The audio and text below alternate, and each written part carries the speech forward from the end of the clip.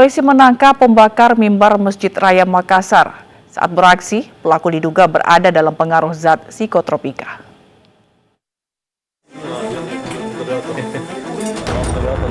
Kepolisian Jatan Ras Polrestabes Makassar bersama Resmo Polda Sulsel mengamankan pemuda berinisial KB 22 tahun, pelaku yang membakar mimbar Masjid Raya Makassar.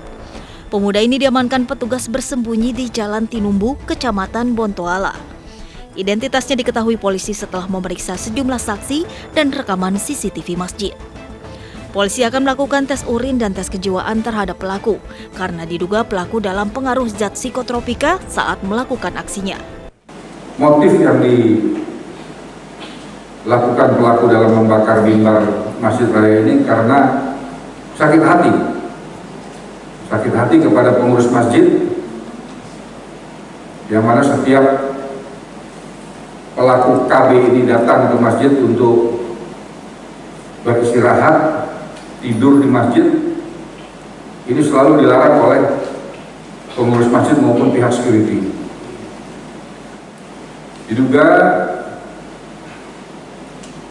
pelaku ini sudah lama mengkonsumsi zat-zat berbahaya, kandungan-kandungan berbahaya seperti yang diatur dalam Undang-Undang Narkoba maupun Psikotropika.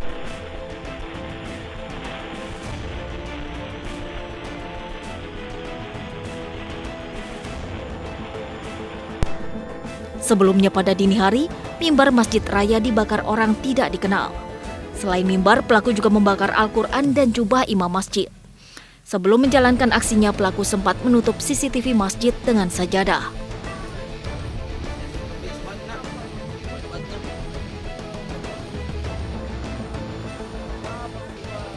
Usai beraksi, pelaku sempat ditangkap warga dan diikat di tiang listrik agar tidak melarikan diri sambil menunggu kedatangan polisi.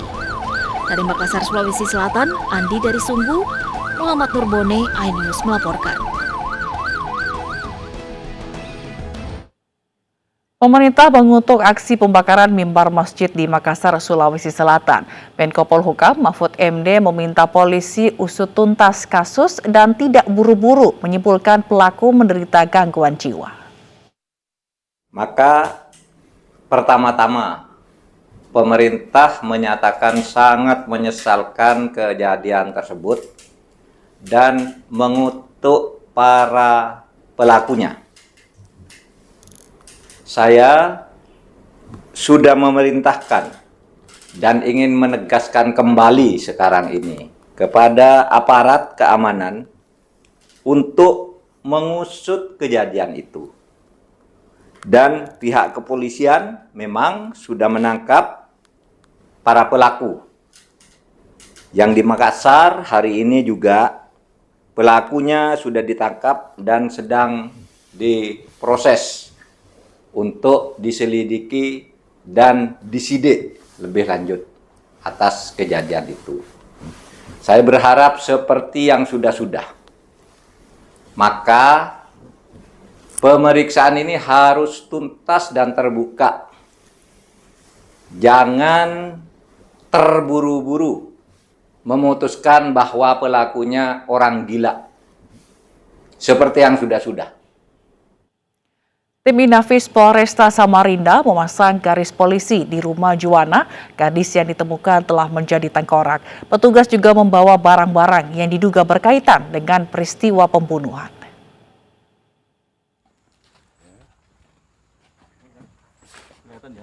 Tim Inafis Polresta Samarinda, Kalimantan Timur, Sabtu sore memasang garis polisi di mobil dan rumah korban di perumahan kehutanan Samarinda. Pemasangan dan pemeriksaan juga dilakukan di mobil milik korban. Sejumlah barang yang diduga berkaitan dengan pembunuhan diamankan ke Polresta Samarinda guna penyelidikan lebih lanjut. Akhirnya kami pun di sini melakukan polis lain dan mengambil barang-barang yang diduga digunakan oleh pelaku pada saat melakukan kejahatannya. Sebelumnya Juwana, gadis cantik yang dilaporkan hilang selama 16 hari, ditemukan telah menjadi tengkorak di Jalan Poro Samarinda, Kutai, Kertanegara.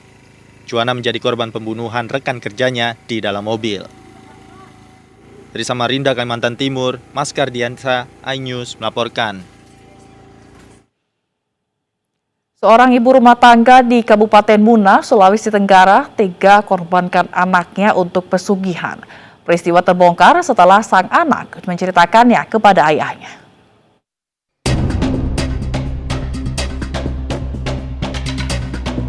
Seorang ibu rumah tangga berinisial ZY, warga Kecamatan Napabalo, Kabupaten Muna, Sulawesi Tenggara, tega mengorbankan anaknya untuk pesugihan. ZY mengorbankan anaknya yang masih di bawah umur untuk disetubuhi dukun palsu berinisial AU di salah satu penginapan demi mendapatkan harta. Pencabulan AU terhadap korban sudah terjadi berulang kali sejak tahun 2019 hingga Juli 2021. Ironisnya, ibu korban rela menunggu di depan kamar penginapan hingga selesai. Aksi bejat sang ibu itu terbongkar ketika korban BN menceritakan pada ayahnya yang baru pulang dari perantauan. Anaknya pun melaporkannya ke Polres Muna. Keterangan yang kami dalami dari ibu anak korban ini, bahwa ibu kandung anak korban ini diiming-imingi untuk memperoleh atau memperoleh uang yang banyak. Sehingga diberikanlah semacam jimat kepada dari diduga pelaku, jimat berwarna putih, kain putih. Kemudian jimat ini menurut pelaku bahwa bisa memperoleh uang dalam waktu setahun 4 bulan. Sehingga ibu kandung anak korban ini terpengaruh, kemudian mempengaruhi pula anaknya, membujuk dan merayu, bahkan memaksa anaknya sampai akhirnya terjadi persetubuhan. Saat ini Satreskrim Polres Muna masih mengejar AU, dukun cabul yang merupakan pelaku utama.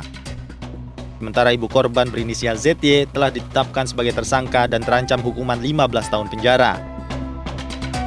Dari Kabupaten Muna, Sulawesi Tenggara, Febriono Tameng, iNews melaporkan. Sebelumnya di Goa, Sulawesi Selatan, seorang bocah 6 tahun nyaris buta akibat dianiaya orang tuanya sendiri. Penganiayaan dilakukan untuk kepentingan ritual pesugihan.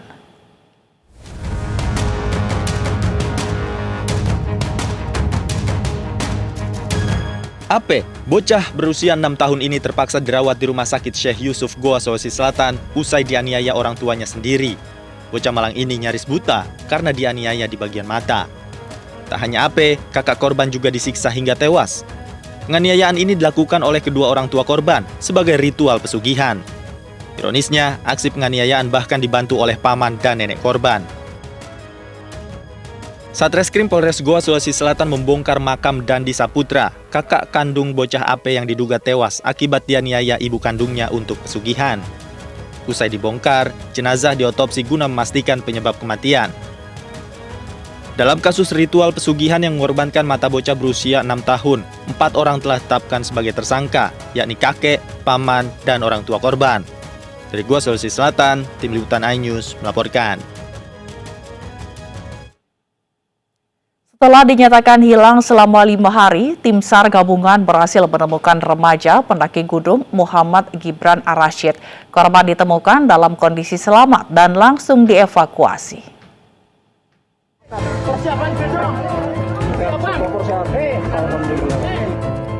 Tim SAR gabungan bahu-membahu mengevakuasi remaja pendaki gunung bernama Muhammad Gibran Arashid yang sejak 5 hari lalu hilang di kawasan Gunung Guntur, Kecamatan Tarogong Kaler, Kabupaten Garut, Jawa Barat.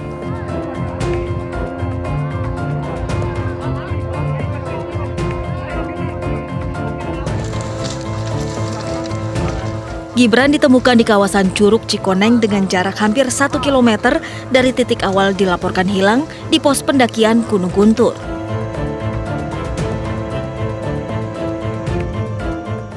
Meski Gibran ditemukan dalam kondisi sehat, namun untuk memastikan kesehatannya petugas langsung membawa Gibran ke puskesmas. Kondisi Gibran karena 5 hari tidak makan, tidak minum, kondisinya masih lemah, namun alhamdulillah selamat. Sudah bisa diajak bicara? Diajak bicara masih terbatas, masih terbatas untuk bicara, mungkin masih pusing atau lemes. Sebelumnya pada minggu kemarin Gibran dilaporkan hilang setelah mendaki Gunung Guntur bersama teman-temannya. Dari Garut, Jawa Barat, I Solihin, iNews melaporkan. Pemirsa, banjir kembali melanda Kabupaten Luwu, Sulawesi Selatan dengan ketinggian air mencapai 100 cm. Sejumlah warga mengungsi dengan membawa hewan ternak mereka.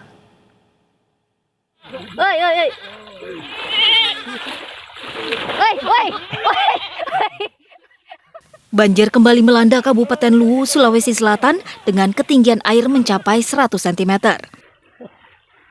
Dibantu personil TNI, sejumlah warga mengungsi dengan membawa hewan ternak mereka ke tempat yang lebih aman. Banjir terjadi karena intensitas hujan tinggi sehingga Sungai Makawa meluap. Menurut Dan Ramil Walendrang, meski air mulai surut, lebih dari 3.000 warga terdampak banjir dan ribuan hektar lahan pertanian terendam banjir. Air saat ini sudah mulai surut, terus masyarakat yang terdampak ada sekitar 3.000 lebih, untuk pertanian sekitar 1.000 hektar lebih juga. Terus ketinggian air waktu hari pertama sampai 50 sampai 200 cm. Ada tidak masyarakat yang dievakuasi? Masyarakat yang dievakuasi ada pada saat itu, tapi sekarang sudah kembali ke rumahnya masing-masing. Warga berharap agar pemerintah memperhatikan kondisi warga saat ini, serta membenahi sungai yang kerap meluap, utamanya perbaikan tanggul jebol. Dari Kabupaten Luwu dan Luwu Utara, Sulawesi Selatan, Nasruddin Rubak, iNews melaporkan. Video anak sekolah mengarungi sungai menggunakan styrofoam viral di media sosial. Menanggapi ragam tanggapan warganet, pemerintah daerah setempat pun angkat bicara. Kelas berapa ini sekolahnya? Kelas berapa? Kelas 3. Sebuah video seorang anak yang menggunakan seragam sekolah mengarungi sungai dengan menggunakan box styrofoam viral di media sosial. Video ini diketahui terjadi di Sungai Buntuan, Desa Kuala 12, Kecamatan Tulung Selapan, Kabupaten Ogan Komering Ilir, Sumatera Selatan.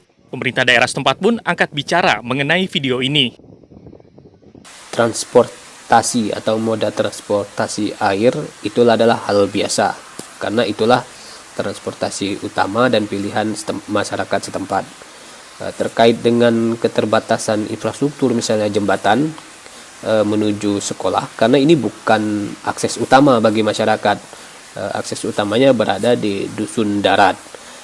Mereka lebih memilih untuk menggunakan transportasi air. Namun begitu tidak seharusnya anak-anak dibiarkan mengarungi sungai menggunakan styrofoam karena berbahaya bagi keselamatan mereka. Hal ini pun harus menjadi perhatian pemerintah dalam menyediakan sarana transportasi bagi warga yang berada di pinggir sungai. Dari Ogan Komering Ilir, Sumatera Selatan, Fitriadi, iNews melaporkan. Dari ibu kota, pemirsa, meski masih dalam masa PPKM, minat masyarakat untuk berekreasi di Taman Impian Jaya Ancol, Jakarta Utara pada akhir pekan cukup tinggi. Namun protokol kesehatan termasuk penggunaan aplikasi Peduli Lindungi tetap harus dipatuhi.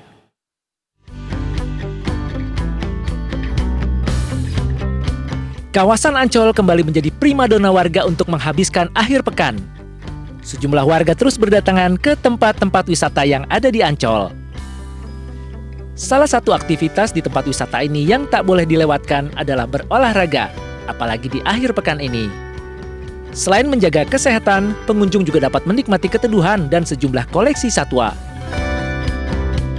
Selama jam operasional berlangsung, pengunjung tetap diminta menggunakan aplikasi Peduli Lindungi untuk melakukan check-in.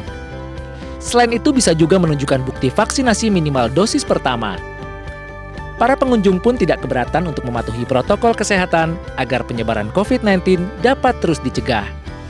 Kayak di tempat lain juga ya, di tempat-tempat umum sekarang harus pakai aplikasi Peduli Lindungi ya bagus. Jadi jauh lebih bagus dan kita jadi merasa lebih aman gitu. Tapi itu penting banget kok, bener. Emang kita perlu yang refreshing kayak gini. Asal ya udah itu aturannya tetap dijaga. Dibukanya kembali kawasan wisata Ancol diharapkan dapat menghilangkan kejenuhan warga selama masa pandemi. Para pengunjung pun diharapkan tetap disiplin protokol kesehatan agar tidak memunculkan klaster baru. Dari Jakarta, Kevin Pakan, Pandu Priyo, Guntur Zulkarnadi, iNews melaporkan. Dari Jakarta, kita ke Yogyakarta, tepatnya di Gunung Kidul. Di tempat ini, wisatawan dapat menikmati indahnya panorama dari ketinggian. Namun karena masih pandemi COVID-19, para pengunjung diwajibkan mematuhi protokol kesehatan.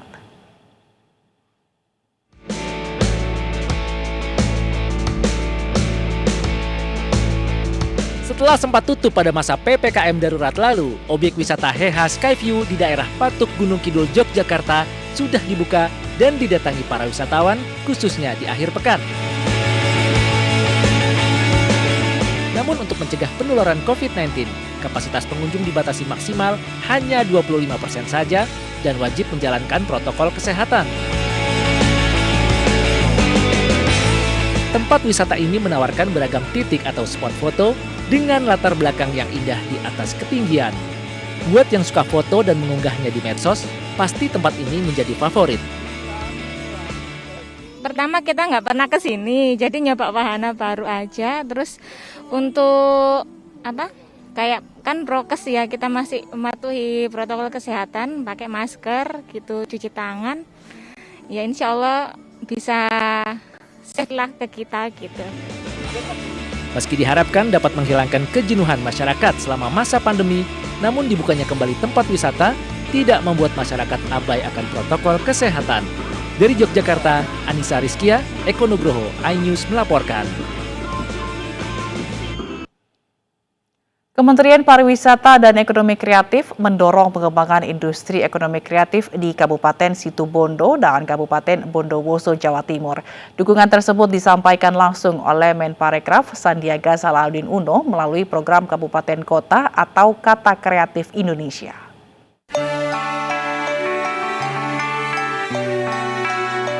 Pengembangan subsektor kria dan kuliner menjadi bahasan utama Menparekraf Sandiaga Salahuddin Uno saat menghadiri workshop Kata Kreatif Indonesia di Pendopo Bupati Situbondo, Jawa Timur. Kedua subsektor yang menjadi unggulan di kota santri ini perlu ditingkatkan untuk membuka lapangan kerja bagi masyarakat. Programnya betul-betul menyentuh apa yang dibutuhkan masyarakat, baik dari segi pemasaran, pemodalan untuk membuka lapangan kerja seluas-luasnya. Saya apresiasi. Mendukung ya apa yang menjadi kreativitas di Situbondo ini, pastinya beliau akan membantu untuk mengangkatnya. Dan kami juga yang ada di Situbondo berusaha nih, teman-teman kreativitas juga lebih produktif lagi walaupun di masa pandemi. Sementara itu di Kabupaten Bondowoso, Menparekraf meminta pemerintah daerah dan pelaku ekonomi kreatif untuk mengembangkan potensi industri kreatif dan wisata alam agar bangkit dari keterpurukan. Inovasi kita untuk lebih mendorong para ekonomi kreatif lebih meningkatkan perekonomian mereka. Workshop Kata Kreatif Indonesia nantinya akan memberikan pendampingan mengenai akses pemasaran, kemudahan perizinan, pelaporan keuangan, dan akses pembiayaan untuk memudahkan pelaku ekonomi kreatif dalam mengembangkan usahanya. Tim Liputan iNews melaporkan. 17 warga sipil dan tenaga guru dievakuasi Satgas Nemangkawi dan Kepolisian Pegunungan Bintang keluar dari Kiwirok ke Oksibil. Selengkapnya sesaat lagi.